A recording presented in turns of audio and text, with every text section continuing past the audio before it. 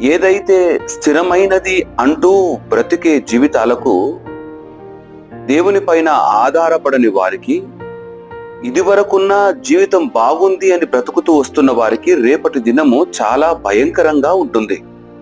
అదే కష్టమైన, వేదనైన జీవితాల్లో ఉంటున్న వారికి ఆధారం నా దేవుడే అంటూ ఆ యేసయ్యను కలిగి కొనసాగే వారికి ఆయన తృప్తి తీరా భోజనం పెట్టగలడు.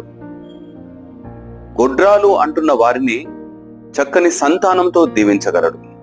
సంతానంతో దీవించబడ్డ స్థితిలో బ్రతుకుతూ దేవుని విడిచిపెట్టిన వారు కృంగి కృషించిపోగలరు.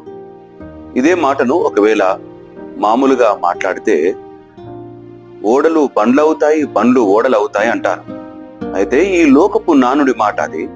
కానీ దేవునిలోకి నీవు నిలబడగలిగితే